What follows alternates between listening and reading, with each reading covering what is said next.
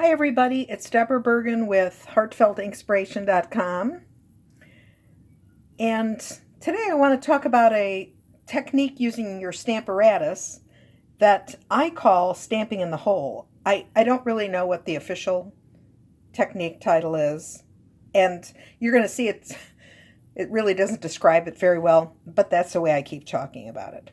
So let me set the stage here. A couple weeks ago, or maybe in October, I was prepping for my holiday Stamp-A-Stack to go and punched out about 60 or so of these pine trees.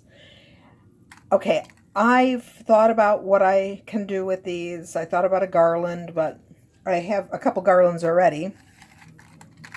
And I wanted to do something instead of just a plain white tree. So I've got my job cut out for me, and because I'm going to be doing so much stamping, and it's two-step stamping, I'm going to use the Stamparatus. Okay, so first of all, the stamp set that I'm going to use is the one that coordinates with this punch. It's perfectly plaid, and you'll find it on page 60 of the annual catalog.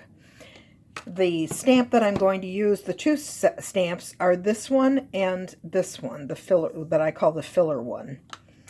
And this is the Pine Tree Punch.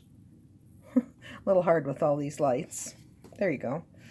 And so you might, in real life, if I was going to do these trees, I would probably do it on a piece of cardstock and punch it out, because it's very simple to get it aligned. However, it is a two-step stamp, so you've got that aspect. So instead, what I have done is set up my Stamparatus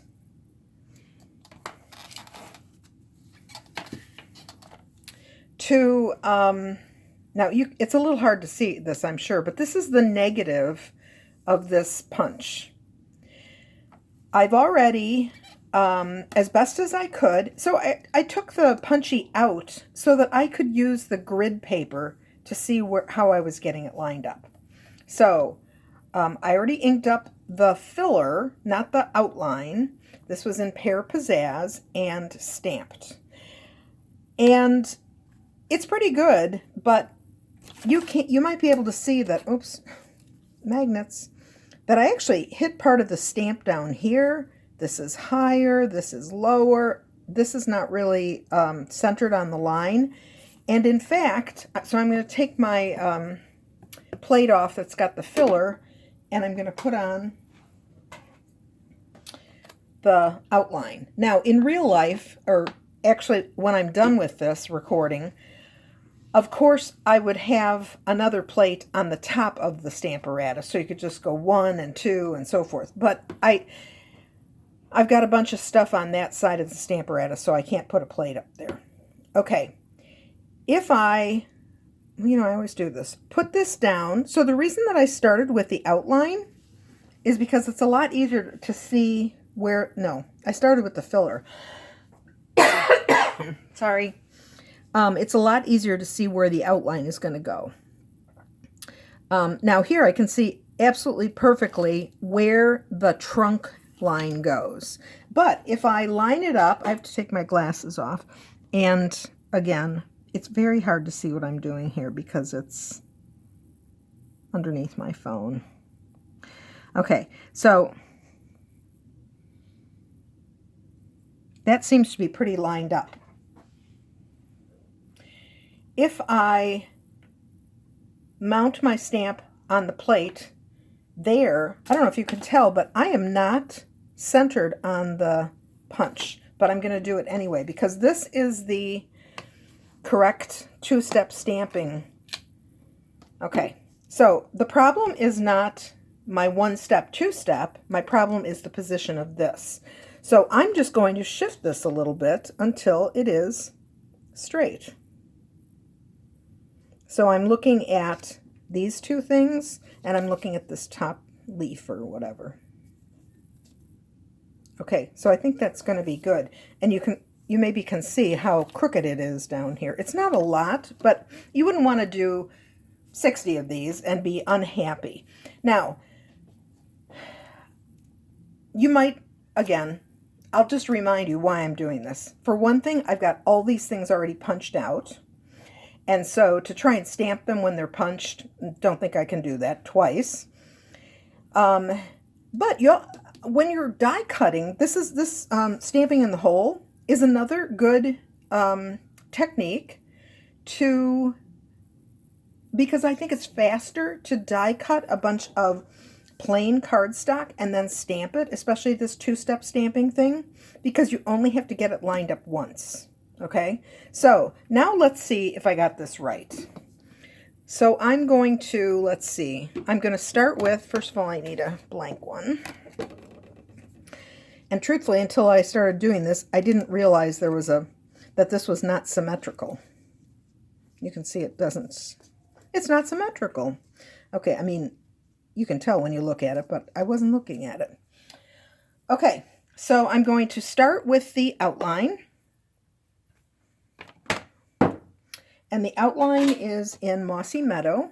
I'll just move this up a little bit.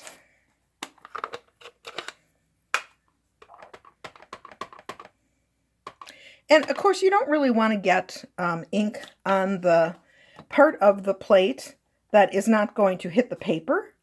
Although I will tell you this mark right here, because I over-inked, and up here too, is actually not going to hit the paper because you've got the height, if you will, of the stamp. The problem with doing this is it's going to get on my tape. And although it's not going to show up on my project, it possibly could show up on my hands. Okay, so I'm pretty pleased with that. So I'm going to quickly switch this out. Oh dear. Oh. Okay, I might just leave that outtake in there because, wow. Okay. All right, so this is the filler. The problem is there's just so much potential chaos here. Okay, and the filler is Pear Pizzazz. Okay, so carefully. Okay, and here's my finished result. Now, okay, I may make a further adjustment before I go any farther and make sure that stem absolutely hits. And to do that, I'm actually just going to, I didn't say that the outline is in Old Olive. No, the outline was, Debra, sometimes. The outline's in Mossy Meadow, the filler is in Pear Pizzazz. I'm going to, before I say goodbye, I'm going to put this back in and ink it up with Mossy Meadow again so that I have the outline stamp on my grid paper as well. And then I'm going to do a shift again. I should have done this right away. I would have seen that the trunk is not centered. Okay, you see it's off of my center line. So again, I'm simply going to pull this over a little bit. Okay, look how much farther off my baseline I am.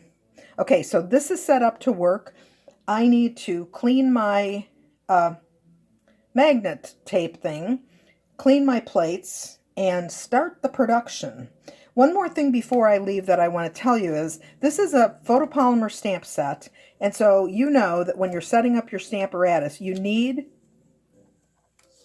the foam pad, excuse me, the foam pad that goes under your grid paper, so that there's some, so that you can apply some pressure and it sinks in a little bit, like you would if you were using a red rubber stamp.